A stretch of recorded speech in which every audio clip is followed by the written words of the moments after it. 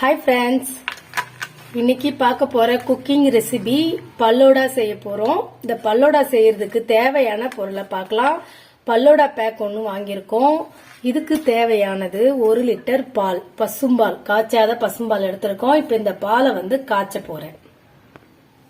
பல்லோடா back இப்போ cut பண்ணியிருக்கோம்.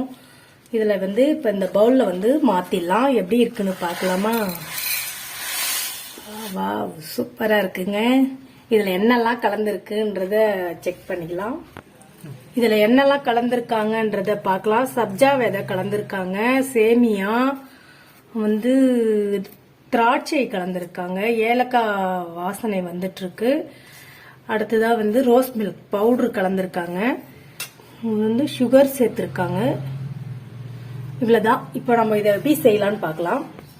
இப்போ ஸ்டவ் பற்ற வச்சாச்சு. அதுல ஒரு கெட்டியான அடிக்கனமான பாத்திரம் ஒன்று வச்சுட்டோம். அதுல இப்போ எடுத்து வச்ச பசும்பாலை சேர்த்துருவோங்க. 1 லிட்டர் பாலையுமே சேர்த்துருவோம். இதை ஒரு 200 ml தண்ணி சேர்த்துக்கலாம். பால் நல்லா கொதிக்கட்டும். கொதிக்கட்டும்னு எப்படி இருக்குன்னு பார்க்கலாம். இப்போ பால் நல்லா கொதிச்சிடுச்சு. இப்போ எடுத்து வச்ச மிக்ஸ் இதுல சேர்த்துருவோம். சேர்த்து கொஞ்சம் கொஞ்சமா கெட்டி இல்லாம கிண்டி விட்டுக்கிட்டே இருக்கலாம். நான் அடுப்பு சிம்ல தான் வச்சிருக்கேன். இதெல்லாம் நல்லா கிண்டி விட்டுட்டு கொஞ்சம் ஃபாஸ்டா வைக்கலாம் அடுப்பு. நல்லாவே கொதிச்சிட்டு இருக்குதுங்க. இது சர்க்கரை போதுமான்றத இனிப்பை நீங்க டேஸ்ட் பண்ணி பார்த்துட்டு சேர்த்துக்கோங்க. எங்களுக்கு இனிப்பு கொஞ்சம் கம்மியா தான் தெரியுது. அதனால கொஞ்சம் சுகர் இதுல ஆட் பண்றேன். சுகர் போட்ட உடனே நல்லா கிண்டி விட்டுருங்க. சுகர் நல்லா கரையிட்டும், மெல்ட் ஆயிட்டு இது இன்னும் கொஞ்சம் திக்னஸ் கொடுக்கணும். அதனால இதை கிண்டி விட்டுக்கிட்டே இருக்கலாம். இந்த பல்லோடா செய்யறது ரொம்ப ரொம்ப ஈஸிங்க. இதை வீட்லயே நம்மளே ப்ரிப்பேர் பண்ணலாம். இருந்தாலும் ஒரு சிலருக்கு பல்லோடானா என்னன்னு தெரியாதுன்றதுக்காக தான் நான் பேக் வாங்கிட்டு உங்களுக்கு காமிச்சிட்டு இருக்கேன். இப்ப இதுல என்னெல்லாம் இன்கிரீடியன்ஸ் சேர்த்திருக்காங்களோ இது எல்லாமே வீட்லயே நம்மளே ரெடி பண்ணி வீட்டுல இருக்கவங்களுக்கு இன்னும் செஞ்சு கொடுக்கலாங்க. டேஸ்டா இருக்கும், சூப்பராகவும் இருக்கும். இது கொஞ்சம் திக்னஸ் ஆகட்டும். எப்படி இருக்குன்னு பார்க்கலாம். இப்ப நல்லா திக்னஸ் வந்துடுச்சுங்க. இந்த அளவுக்கு வரட்டும்ட்டு இப்ப இதை எடுத்து ஆற விட்டுடுவோம். ஆற வச்ச உடனே இன்னும் கூட கொஞ்சம் திக்னஸ் வரும். வந்த பிறகு ஃப்ரிட்ஜில் வைக்கலாம். இதை ஒரு கண்ணாடி பவுல்ல மாத்திடலாம். கண்ணாடி பவுல் எடுத்திருக்கோம். உங்ககிட்ட எந்த பாத்திரம் இருக்கோ அதுல வச்சுக்கோங்க.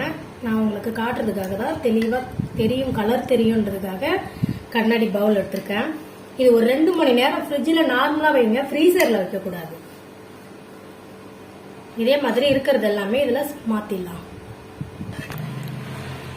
ஓகே, ரெடி ஆயிடுச்சு. இப்ப இதை நாங்க ஃப்ரிட்ஜில் வைக்க போறோம். ஃப்ரிட்ஜில் வச்சுட்டு ஒரு 1 hour இருந்தா கூட போதுங்க. எப்படி இருக்குன்னு பார்க்கலாம் எடுத்துட்டு. இது ஒரு 1 மணி நேரத்துக்கு ஆயிடுச்சுங்க. இப்ப இதை இந்த கிளாஸ்ல மாத்தலாம்.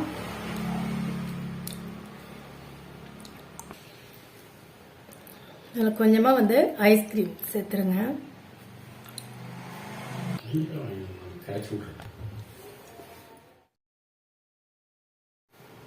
இப்ப பல்லோடா ரெடி ஆயிடுச்சுங்க.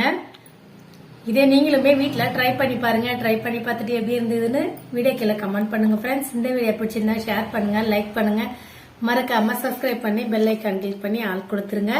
இந்த மாதிரி டேஸ்டியான ரெசிபியோட அடுத்த வீடியோவில் சந்திக்கலாம். Bye by.